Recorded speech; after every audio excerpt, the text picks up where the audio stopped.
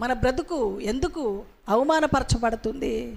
ఈరోజు దేవుని పిల్లలైన మనము లోకస్తుల ముందు తలగా ఉండవలసిన మనము సిగ్గు కలగడానికి గల కారణం ఏంటి? ప్రార్థన అనుభవం ఉందా? దేవుని సన్నిధిలో గంటల తరబడి ప్రార్థించే అనుభవాలు ఉన్నాయా?